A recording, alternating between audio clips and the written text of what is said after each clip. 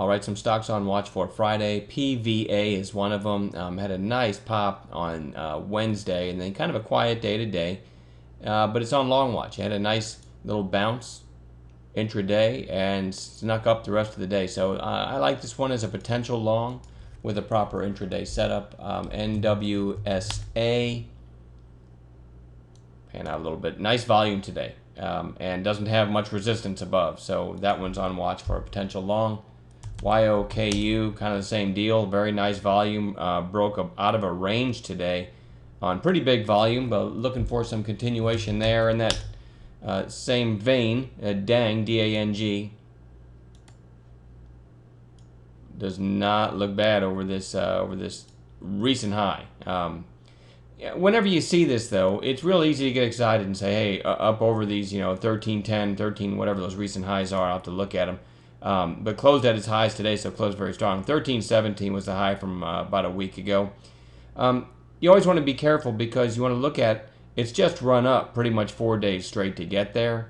So that should give you pause. It doesn't mean it can't go. Just remember that. RGSE, kind of basing here for about a week. It's in the solar space, and solars are strong. You got to like this one up over 3. Doesn't really move big on any given day, but I still think it's worth having on watch. I'll still reiterate, these aren't really on my watch list for trades tomorrow, but JKS and CSIQ, I've been talking about these in every video, and they're still inching up. I haven't gotten a big push higher, but they're still inching up.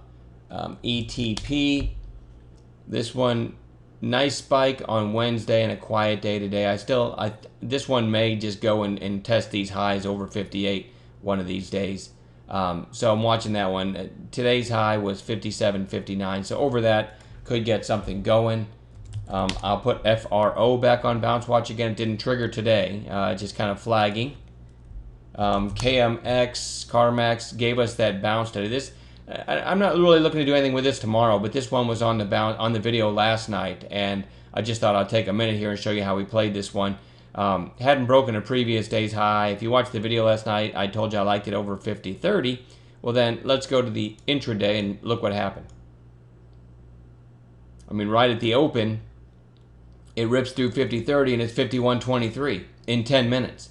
SPY was super weak this morning, and so I didn't do anything. I wasn't going to chase this one. Anytime something moves up $1 in 10 minutes, before you realize it, yeah, I would have liked to have been in from 50.30.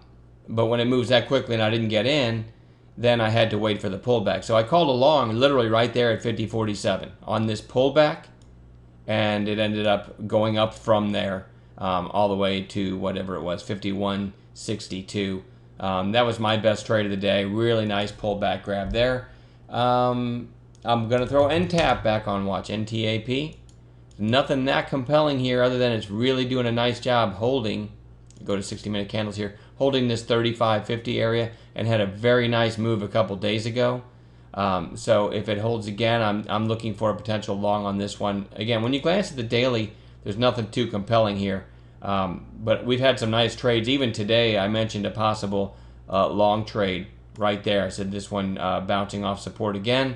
Could be a good long from there. And, it didn't tear it up or anything, but it did go up 15, 20 cents, whatever. Still for a day trade. GPRO was an IPO today. You ever see these guys on motorcycles with little camera on their helmet so they can go post it on YouTube how crazy they ride? That's GoPro. Anyway, IPO, there's no chart to go off of here other than today. Certainly did very well today, and just keep this one on your watch list really every day going forward for the next couple of weeks. You might get some really nice setups. So I don't have a particular catalyst price for you. I'm just going to watch it trade tomorrow and see if we can't get an entry. Lower volume stocks, CALL. I've been talking about this one. I didn't realize how thin this thing was when I started watching it. But it's back up near that 16 area again. And so up over that 16 area. This one, it's got a lot of shorts in it, and it's a very low float stock. So you could get a pretty big move in CALL. And I'll also put XGTI. We didn't have any kind of setup on this one today. But especially this can get down near $2, look for a reversal. I think it's worth more after the news the other day than it was before the news. So if it gets down near a gap fill, I'm going to be looking for an intraday turn in a long. Not really a great day trader there, though. It's something like you have to start loading up and then hope you get a gap up to sell into. So, and that's not the kind of trader I am. So anyway,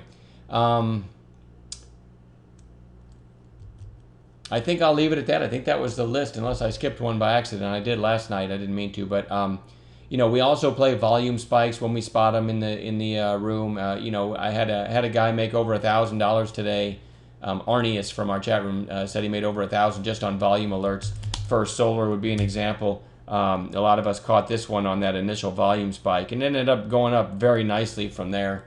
And there were several others. Thomas H. Made over $1,100 today, not on a volume spike, but on one of Arnius's calls on OHRP. So we don't just trade off the watch list; we spot stuff as a team on an intraday basis as well. So there's the watch list for Friday. I would remind everyone next week is July 4th holiday, so it's going to be kind of dead. The market, I think somebody said half a day Thursday next week and closed Friday next week. So look for very low volume and kind of boring trading, but hopefully we'll be able to filter out and find the news items and the news plays and still make some money next week. But just be aware, it's going to be lower volume next week. So I'll quit babbling, and we will talk to you guys tomorrow.